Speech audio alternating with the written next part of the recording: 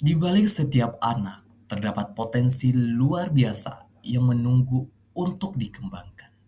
Pendidikan inklusi membuka pintu bagi setiap potensi itu untuk bersinar, tanpa batasan dan tanpa diskriminasi. Dengan menciptakan ruang belajar yang terbuka dan adaptif, pendidikan inklusi menjadi jembatan menuju masyarakat yang menghargai perbedaan sebagai kekuatan, bukan sebagai hambatan. Assalamualaikum warahmatullahi wabarakatuh. Perkenalkan, nama saya Muhammad Salahuddin dengan NIM 24040555010002. Di sini, saya akan menjelaskan materi tentang pendidikan inklusi. Teman-teman bisa memperhatikan di situ sudah ada pohon pengetahuan dan saya membaginya menjadi 5 materi.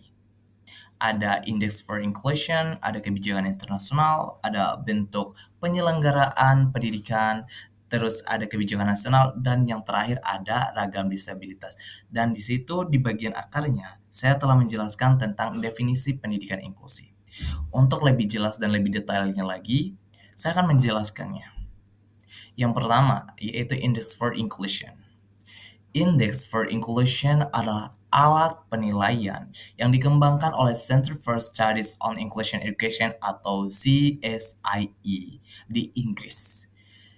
Ini merupakan kerangka kerja yang membantu sekolah dan institusi pendidikan untuk mengevaluasi dan meningkatkan tingkat inklusi di lingkungan pendidikan. Indeks ini mencakup 3 dimensi utama. Teman-teman bisa membaca di pohon itu. Di Index for Inclusion, saya membaginya menjadi 3. Yang pertama, kebudayaan inklusif.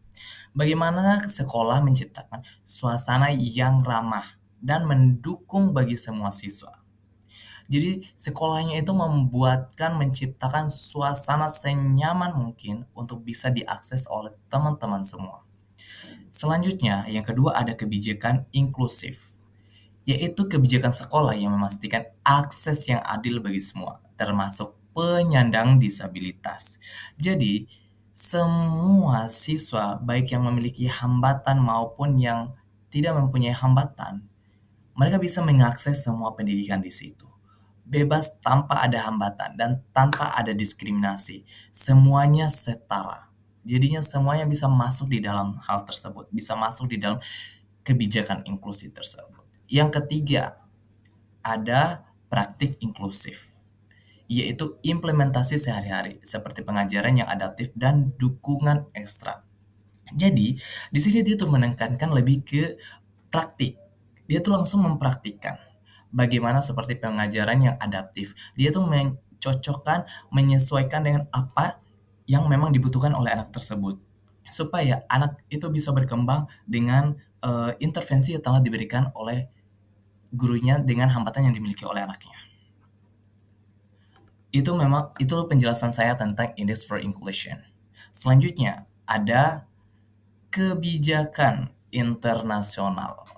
Teman-teman di situ bisa melihat bahwa di situ ada beberapa dari tahun 1994, tahun 2000-an, tahun 1989,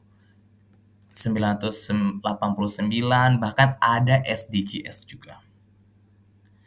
Dalam pohon ini saya menjelaskan tentang Deklarasi Universal Hak Asasi Manusia pada tahun 1948, Konvensi Hak Anak, terus ada Deklarasi Salamanca pada tahun 1994, Konvensi tentang Hak Penyandang Disabilitas pada tahun 2006, terus ada Education for All, and yang terakhir adalah Sustainable Development Goals atau yang biasa kita kenal SDGs. SDGs ini merupakan agenda pada tahun 2030 nantinya.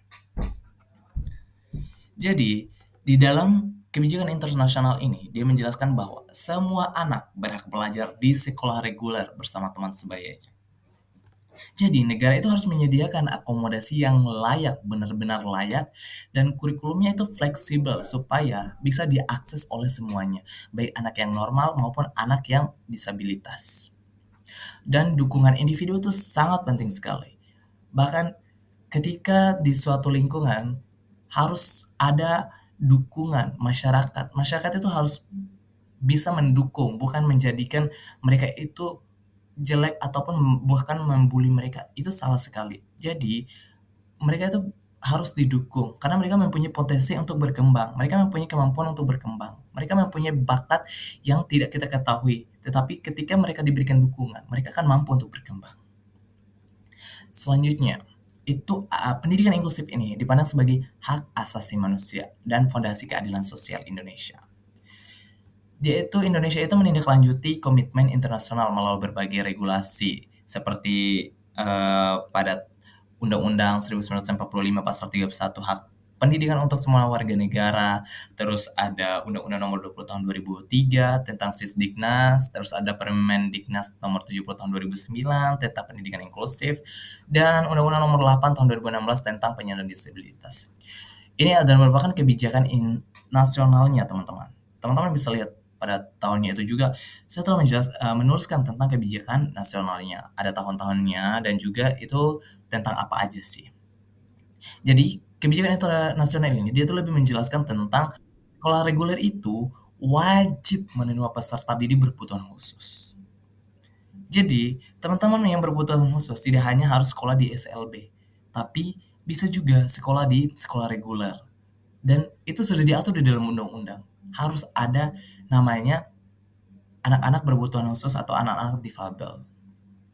Pemerintah itu harus menyediakan guru pembimbing khusus atau GPK. Jadi di sekolah reguler itu harus ada yang namanya GPK supaya teman-teman difabel itu contoh seperti anak-anak tunarungu, mereka akan terhambat pada pendengarannya. Mereka untuk berkomunikasi menggunakan isyarat ketika mereka mau menjelaskan. Ketika guru mau menjelaskan, ada JBI yang akan membantu menjelaskan apa yang menjadi problem di situ. Apa yang mau disampaikan oleh gurunya, apa yang disampaikan oleh gurunya, apa yang diajarkan oleh gurunya, nanti akan diisyaratkan oleh JBI-nya. Jadi, itulah yang namanya guru pendamping khusus. Akan membantu teman difabel. Dan juga sarana yang memang dibutuhkan oleh teman-teman difabel itu harus aksesibel, serta kurikulum yang adaptif, dapat digunakan dan mudah untuk dipahami oleh teman-teman difabel. Selanjutnya, ada yang namanya tentang ragam disabilitas. Sebelum itu, ragam disabilitas itu ada dua, dia terbagi menjadi dua. Yang pertama, disabilitas permanen dan disabilitas temporer.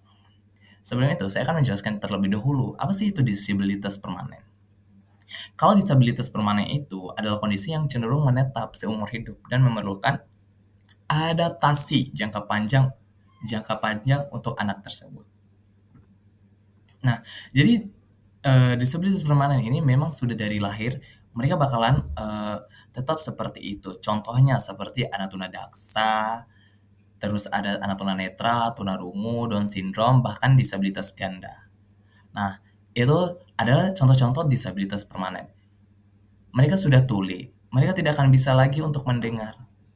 Jadi, mereka sudah dari kecil sampai dewasa itu sudah menjadi hambatan yang mereka miliki. Tetapi dengan hambatan yang mereka miliki itu tidak akan menjadi membuat mereka cenderung. Mereka akan selalu berkembang dengan pendampingan yang lebih khusus lagi.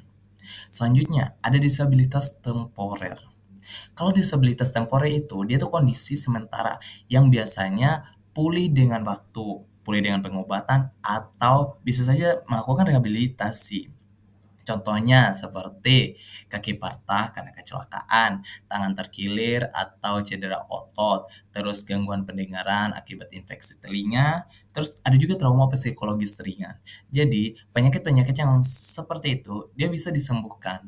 Jadi itulah yang dinamakan dengan disabilitas temporer. Dia itu bisa disembuhkan dengan cara rehabilitas tadi, dengan pengobatan, dengan waktu yang cukup istirahat, seperti itu. Selanjutnya, ada tentang bentuk penyelenggaraan pendidikan inklusif.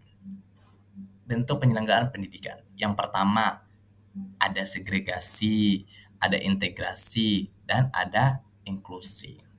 Jadi sebelumnya saya akan menjelaskan terlebih dahulu apa sih itu segregasi.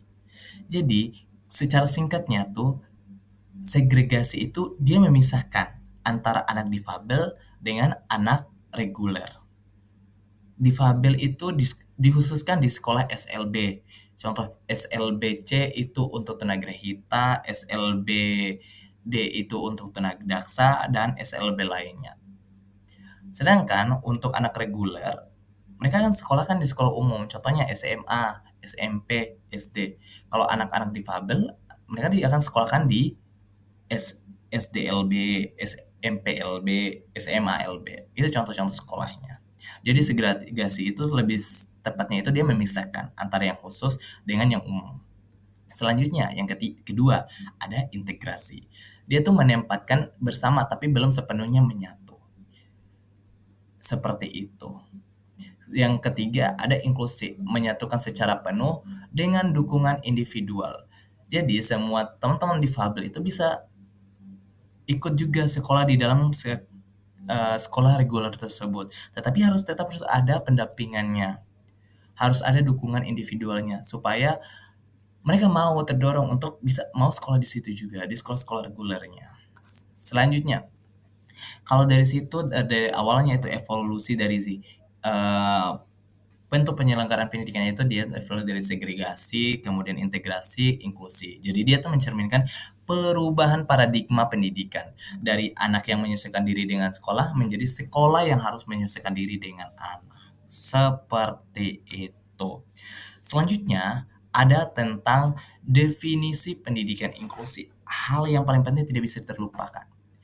Definisi pendidikan inklusi menurut UNESCO itu, pendidikan inklusi didefinisikan sebagai pendekatan yang memastikan semua siswa terlepas dari latar belakang, kemampuan, atau disabilitasnya dapat belajar bersama dalam lingkungan yang mendukung. Jadi semuanya itu setara tanpa ada hambatan sama sekali.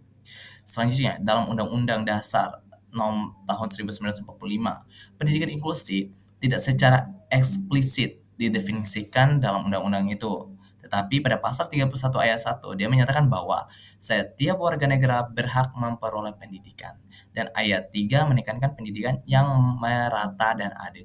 Jadi memang sudah diatur di dalam undang-undang dan dari UNESCO-nya. Kalau dalam undang-undang memang tidak disebutkan secara khusus, tetapi jelas sekali bahwa menekankan pendidikan yang merata dan adil. Semuanya tuh bisa sekolah, mereka bisa tergabung tanpa harus dibeda-bedakan lagi. Mereka bisa untuk sekolah dalam satu sekolah itu tanpa ada pembedaannya. Jadi mungkin itu saja yang bisa saya jelaskan tentang pendidikan inklusi.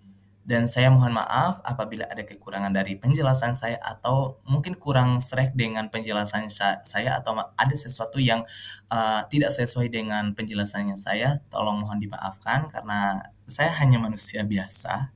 Jadi saya ingin menyimpulkan kembali bahwa yang pertama tadi ada Index for Inclusion, yang kedua ada kebijakan nasional, ada kebijakan internasional, ada ragam disabilitas, dan bentuk penyelenggaraan pendidikannya.